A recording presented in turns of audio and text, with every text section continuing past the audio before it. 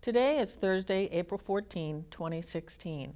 I am interviewing Caren Wilcox, who recently retired as a senior advisor to the Undersecretary for Research, Education, and Economics, Dr. Caren Wilcox. I'm Susan Fugate, Head of Special Collections at the National Ag Library and an employee of the USDA for over 39 years. We are in the studios of the USDA's Creative Media and Broadcast Center in Washington, D.C. Caren, please introduce yourself and provide us with a brief biography. Well, I'm Caren Wilcox, and Caren Wilcox, and I like to say I have a long and checkered career, but mostly it's been in the area of food and agriculture for almost 40 years. I began many years ago by happenstance going to work for Nestle in Switzerland. And that led me to a job later in my life with Hershey Foods, where I was the Director of Government Relations for 18 years. I knew that change should come in my life after 18 years. I don't think anybody should have a job for longer than that. And I went in August 1992 to Little Rock, Arkansas, where I served in the Clinton campaign as the Deputy Director for Business Outreach. Came back to Washington and served at the White House for 2.5 years and eventually became Deputy Undersecretary for Food Safety here at USDA during the Clinton administration. That was a very exciting time for food safety because, as some know, early in the Clinton administration, we had a very difficult incident on the West Coast where Jack in the Box had a terrible food safety accident and a number of children died. And there was a reform of the food safety system for meat and poultry inside of USDA. And we led the HACCP implementation during that time. After serving in the Clinton administration, I went to the Hill and I ran the Food Safety Caucus for Representative DeLauro, and when she was ranking member of AGAPROPS, and became the head of the Organic Trade Association. I've tried to retire a couple of times, and after the second try, Dr. Wotecki came back to USDA, and I agreed to come in and help her. So that's a long and short of my career. I enjoy living in Washington, but I've lived most of my life otherwise in Pennsylvania. Describe the path that brought you to work for REE and share why you made the decision to join REE.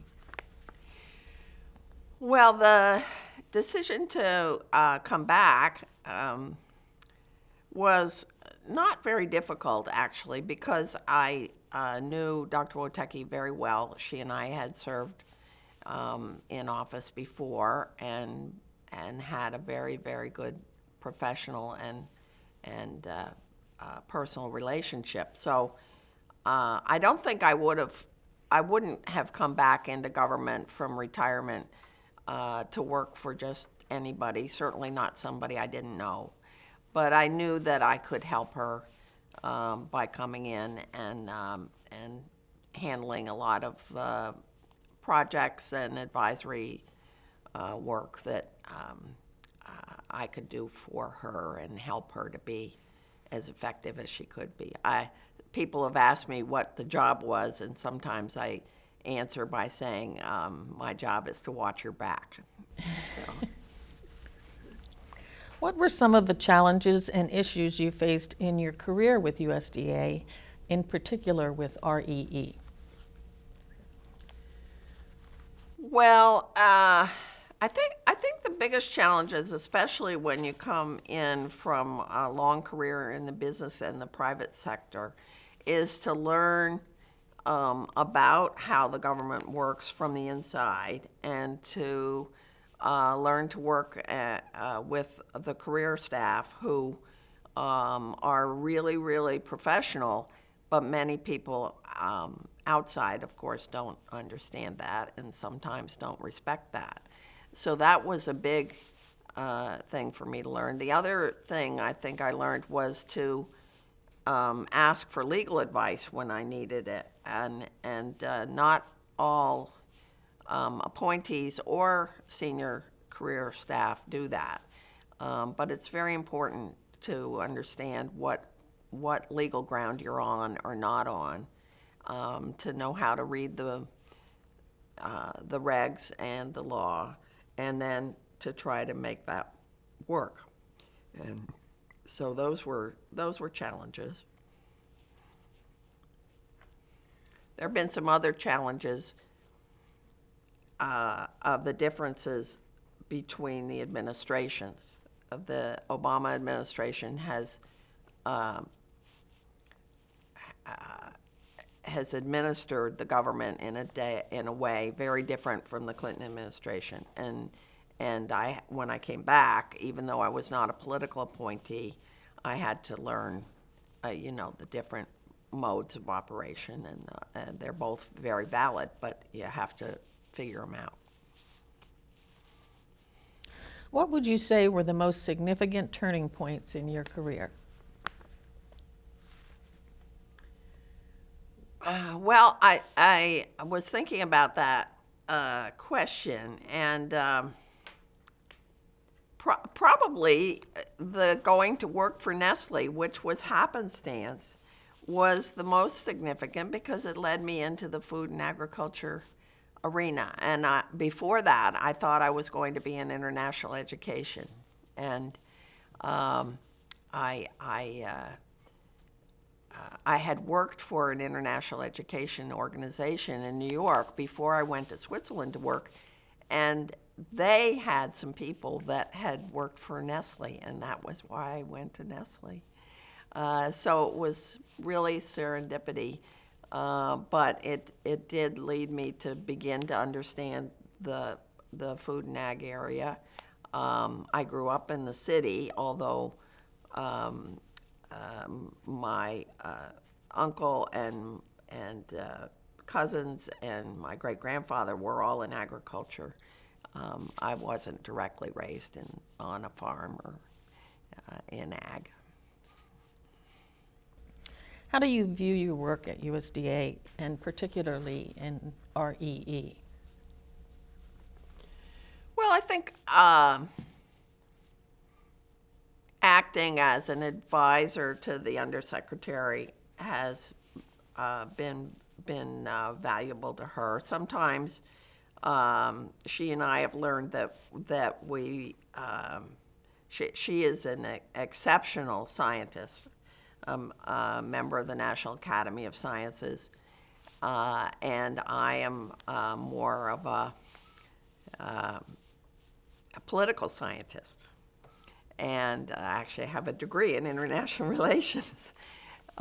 So we've learned that we see things in different ways, and I think I bring some other value to what she's thinking about. And because I've worked a long time in food science, and the food science areas were important in my work at Hershey, I can grasp where she wants to go, and then try to figure out some of the policy modes that we can use to get there. So that's been important, and trying to have a big picture of how we can communicate about science has been important and a big challenge. So we can get into that a little bit more, but those have been big challenges. Did your position as Executive Director of the Organic Trade Association help in your role as Special Assistant for Policy and Program Planning in REE? I do think that being head of OTA was helpful when I came back into USDA. I had in that job to come to really understand the organic agricultural and production areas, and to lead them in some new directions. But when I came here, we had the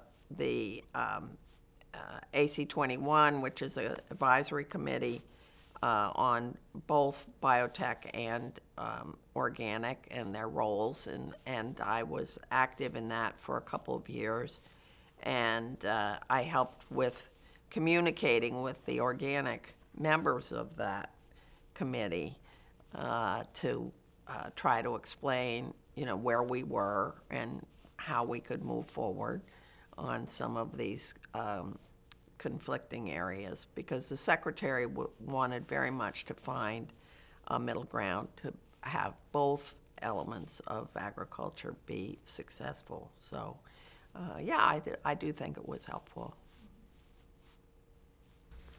Serving as the first Deputy Undersecretary for Food Safety must have given you insights into the work with the REE leadership. What was one project, or maybe two, you had as a Deputy Undersecretary for Food Safety that had an impact on your advisory work in REE? Well, we had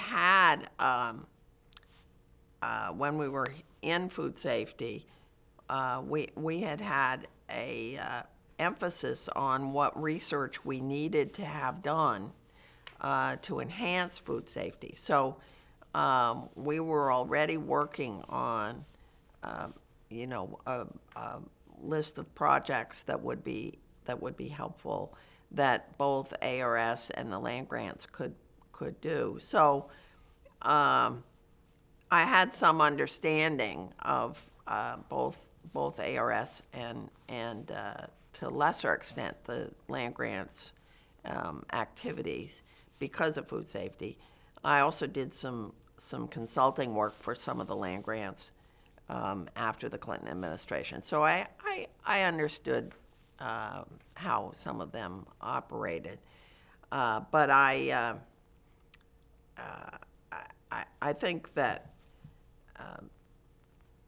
it became important for me to interact with the people in REE who were doing both food safety and some of the risk work, because we had done a lot of risk assessment in food safety, and we had depended on ERS to help us with that work. So those were all important things. And we also did a lot of work with FDA and CDC when we were in food safety. And REE does a lot of coordinating work with FDA and CDC, and I was involved in quite a bit of that. Is there one project, or perhaps two, in REE that was particularly important to you? Well, over 5 years, there were several, so Well, share them I all. wouldn't say one or two. Initially, of course, I came to do the 150th anniversary of the department, and REE was very aware that the anniversary was coming, and some other parts of the department were not as aware, so we sort of had to lead the way toward that anniversary celebration. And of course, one of the things we did was to cooperate with the Association of Public and Land Grant Universities to create a big segment of the Smithsonian Folklife Festival. And lots of universities participated in that. They brought in their accomplishments and their histories. USDA especially wanted to be sure that the historically black colleges and the tribal colleges and the Hispanic-speaking institutions could, Hispanic-serving institutions could participate. And so we provided Smithsonian with some money to be sure that those institutions could come with the 1860s, which are the big predominant land grants. So that was really important. It was a great experience. I think we all learned a lot. I learned about the ag explorers from you, and that's been a continuing interest of mine. I hope it'll be an interest for the future. And so we got through that. That took about 1.5 years of my initial work to pull that together. But at the same time, I was working on communications and some special projects. The end of my service, certainly last 2.5 years, I would say, was taken up with a lot of work on antimicrobial resistance, which we did with the White House and with USDA and with HHS. And at that time, I was working with the Office of the Chief Scientist on how to present One Health as a good concept in agriculture and health and food, and that was not without its controversial aspects. We had developed and started to develop a plan for One Health and for AMR very, very early in Dr. Woteki's administration, and we were a little ahead of the White House, and that's an important thing for history to since we're doing this interview, to understand, because politically, if you get ahead of where people are, you have to let them catch up, especially in a bureaucracy. So we had to sort of write our plan and have it ready, and then work like beavers with the White House to have their plan. And eventually we were able to bring out our plan once theirs was well on its way to public discussion. Another project that was very important, and I think continues to be important, is what we called the unified message. Pretty early in my coming back to USDA, we realized that we had not been funded, when we were not being funded appropriately. But we didn't quite realize how bad it was compared to other scientific agencies of the U.S. government. And working with the AAAS, who did a survey of all the science agencies and their funding, we got a comparative chart. And I asked for that chart to be put into a graphic format also. We called it the swoop chart, because what it showed was that agricultural research in all its forms, both for the land grants and ARS and ERS and NAS, was a little thin blue line at the bottom. And all of the other science agencies had swooped up in the last 20 years. Some of them receive triple or quadruple the funding that ag research receives. That led to some discussion in the ag community and the industry about why we have not been successful on the Hill. And that's emerging as what's called the unified message, because what's happened in the past is that each little group has gone to the Hill and asked for their extra $500,000 or maybe $1 million. But they didn't, they tried to cut off other areas to get their little million, because they were always looking at the pie as being stable and not growing, whereas all the other science agencies, of course, had not accepted that as realistic and had swooped up.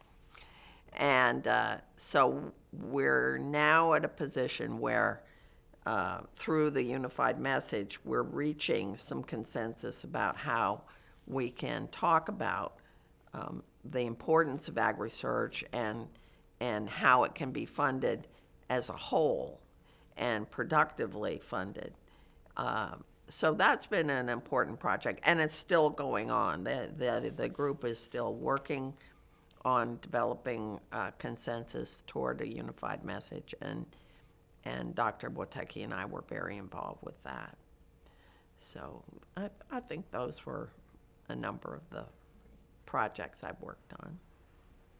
I think you've covered some of this, but talk about your work to develop funding sources and advisory boards for ag research and how you succeeded.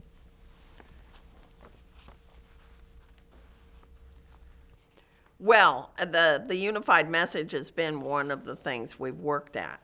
And we did come back from the very bad sequestration cuts. We were able to get some publicity about why we should come back. We also were able to get the foundation, which I forgot to say was a big accomplishment. The Food and Agriculture Research Foundation was a concept that Dr. Wojtecki wanted to have very early in her stay back here. FDA has their own foundation, CDC has their own foundation, NIH has their own foundation, and we did not have any way to productively interact with the private nonprofit sector and the foundations, and kind of try to coordinate our research and receive multiple sources of research money. And so in the Farm Bill, in the 2014 Farm Bill, we were able to get a foundation formed, and miraculously, because we were not allowed to lobby it, $200 million was put in to that foundation. And then we worked really hard to get it set up, because we knew we had a very good work group headed by Ben Narala to set it up internally, because USDA was required to create the corporation that would operate the foundation. And we knew we had people on the Hill who actually wanted to claw back the $200 million. So we were in a great hurry, and we made it. And 2 days after the organization was incorporated, the money was transferred to its bank account. So we were successful in holding on to it, and they're very active now, and figuring out where they're going to go with that money, which must be matched by the private sector in order to be effective. But they are now a private foundation, although we have 4 ex officio members on the board of that foundation. It's clear that your work in strategic advisory and planning includes making the best appointments and hires for critical positions. Do you have some insights that you'd like to share with us on what you look for in individuals, and maybe an example or two of how you made a very successful choice? Well, I was involved in the preliminary work on a lot of the hirings. Of course, I was not a hiring official, so I didn't make the final decisions on those things. But the first one I was involved in is that unexpectedly the head of NIFA decided to resign, and we had to enter a new search for a new NIFA director.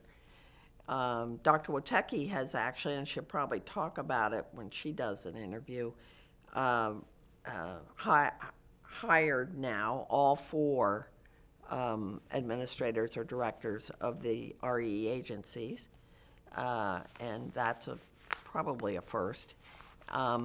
And so I was involved sometimes in the review of the initial, or final look at some of these people.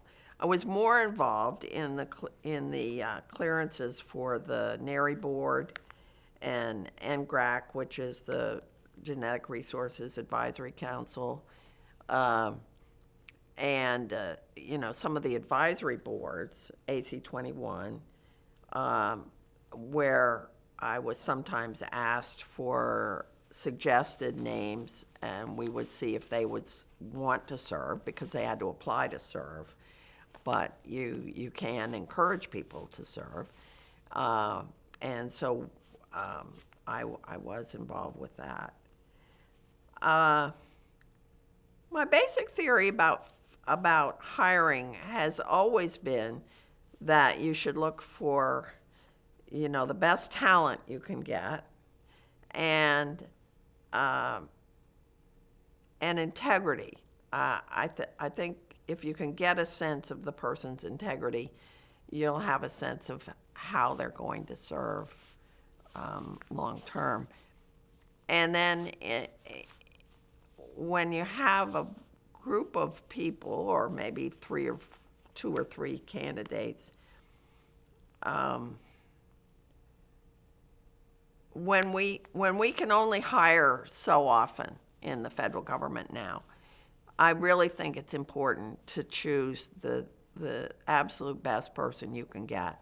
It may be somebody that's been outside of USDA, and I don't think it's wrong to want experience. In fact, one of the positions that I did chair the search for, we did choose the USDA person because of experience. But in another one where I was on the committee looking at it, we had someone who had a lot of experience but not inside USDA, and we had a person with USDA experience. And it was clear that it would be best to get the person with the most sophisticated experience and background, and we did.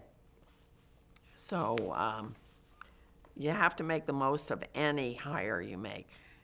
You can't just say, oh, he or she's somebody's friend, and they'll do a good job, so bring them on, because we don't have that luxury. If we ever did, we don't have it now. Is there anything else you would like to share with us or discuss at this point that you were not asked during the interview? Well, if I can look at my little notes here, maybe I'll remember something.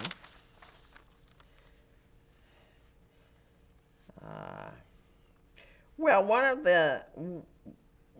of the things that I also did was to work with a lot of the outside groups and try to do quite a bit of outreach, and that's an important aspect for us, to try to bring in people who have new knowledge for us to understand, or represent important constituencies. Dr. Witecki always does a meeting after the budget presentation with constituents, stakeholders, and that's not something that many other people do. We did it in food safety. We had we had a big outreach in food safety. We had to because it was so controversial. And we had 2 meetings, major meetings, that happened monthly probably, with the consumer groups to hear their concerns, and the other with the industry to hear their concerns. And sometimes we made them all sit in the same room and talk to each other, which was, important. They didn't always like it, but it was important to do that. And so we've tried to continue that outreach and held big public meetings to bring in comment. Did that on plant breeding, for instance. That was very important. Started to be important because the organic community was so upset that they thought we weren't doing any plant breeding for organic. And it developed into a big study and action plan for plant breeding that covers, organic, conventional, and biotech plant breeding and what can be done about it. So those kinds of things can develop from constituents. If you have an open mind and they bring you important, issues, you can learn from them and maybe develop solutions. Certainly that's what happened with AMR, antimicrobial resistance, because in the beginning, certain parts of the industry were in total denial about having to address antimicrobial resistance. And we had to figure out with our scientists ways to have them understand that we could help them by developing alternatives to antimicrobials that would be effective and would protect the public health of humans, but also animals, because animals can become resistant to antimicrobials, and then you can have a bunch of sick animals. But that took a lot of work, both internally in USDA and externally with our constituencies and stakeholders.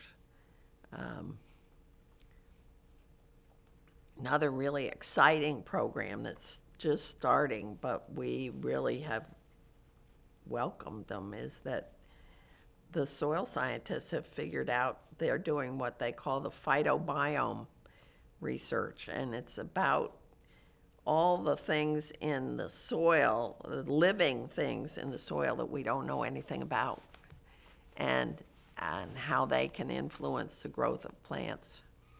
And that's something we've introduced into the department. We don't have funding to help them right now, but it's a part of the outreach. They feel free to come in and explain it, and Dr. Witecki understands how important it is, but that means then we can try to advocate for research in those areas. So REE is an exciting place. Well, I thank you for sharing your history, although I'm sure it's a very small part of your story. And I wish you the best in your next venture. Well, thank you, Susan. Thank you so much. I've enjoyed working with you, as you know. I hope we'll get to write a book about the Ag Explorers. That's one of the things on my agenda. And I think we could excite young people, because that's one thing we wanted to do, is to find a way to attract more young people into ag and food. We have about a 20,000 job gap every year that we're not filling. And if we're all going to eat in the future, or if my grandchildren are going to eat in the future, we have to explain how exciting it can be. And I think the Ag Explorers could help with that. And I have a nephew who's sort of, I don't know if I've told you this, who's sort of an Ag Explorer himself now, because he was in the Peace Corps in Paraguay in an ag area. And now he's in Brazil working with some tribes on ag development. And